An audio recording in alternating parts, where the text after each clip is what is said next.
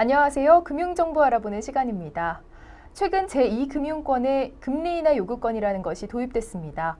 이 제2금융권의 대출 상품을 이용하는 서민들은 높은 이자에 대한 부담이 줄어들 것으로 보이는데요. 관련 정보 글로 쓰고 발로 뛰는 글로벌 기자 아주경제 장슬기 기자와 함께 이야기 나눠보겠습니다. 안녕하세요. 안녕하세요. 네, 이 제2금융권에 도입된 금리 인하 요구권, 정확히 어떤 것인가요? 네, 말 그대로 금리 인하 요구권은 금리 인하를 고객이 직접 요구할 수 있는 것을 의미합니다. 최근 상호금융이나 캐피탈사 그리고 카드사 등에 대한 이 금융권의 대출 금리가 매우 높다는 지적이 이어지고 있는데요. 이에 대한 그 금리 체계의 합리성을 위해서 고객이 취업이나 승진, 소득 상승 등의 사유가 있었을 때 금리를 직접 낮출 수 있는 것입니다. 네, 그렇군요. 현재 은행에서도 이 금리 인하 요구권이 적용되고 있다고요? 네, 시중은행은 지난해 10월부터 이 금리 인하 요구권이 본격적으로 시행이 되고 있는데요. 올해 8월 말까지 이를 활용한 건수가 37,747건에 달합니다.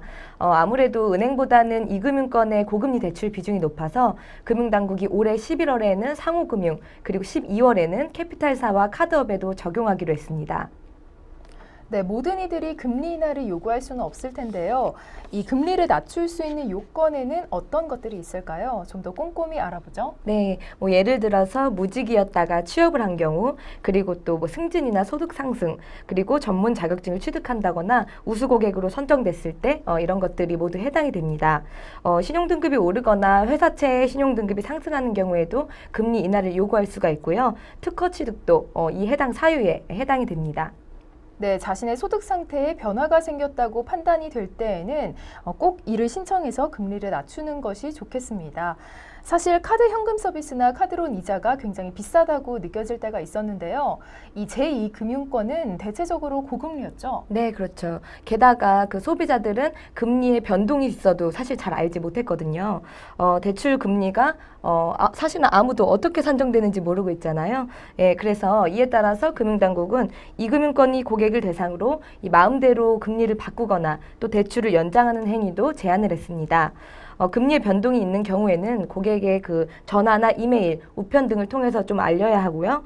또 특히 신용도가 좋아지면 영업점을 방문해서 대출금리 인하 가능 여부를 상담받을 수 있도록 안내하도록 했습니다. 네, 은행뿐만 아니라 제2금융권에서도 이 제도가 시행이 되면 혜택을 받을 수 있는 고객들이 많겠는데요. 네, 카드사나 캐피탈사, 상호금융 등은 시중은행에 비해서 대출 문턱이 좀 낮은 대신에 금리가 높은 편인데요. 앞으로는 금리가 지나치게 높다고 판단될 때에는 이 요구권을 통해서 이의를 제기할 수 있게 됩니다. 또 대출금리 산정에 있어서도 성별이나 장애, 나이, 학력 등을 이유로 차별할 수 없게 되니까요. 다음 달부터는 이를 잘 확인을 하시고 이용하시는 것이 좋겠습니다. 네, 2002년 8월부터 은행이 도입했지만 그간 홍보가 제대로 되지 않아 유명무실했던 금리 인하 요구권. 대출자의 신용도가 높아졌을 때 이자를 깎아달라고 요구할 수 있는 이 금리 인하권이 앞으로는 활성화된다는 소식 정말 반갑습니다. 금리 감면에 앞서 승진을 했음을 혹은 소득이 증가했음을 구체적으로 입증할 수 있는 증빙 서류를 준비하시는 것을 잊지 마시기 바랍니다. 오늘 준비한 정보는 여기까지고요. 다음 주에 더 알찬 정보로 찾아뵙겠습니다. 고맙습니다.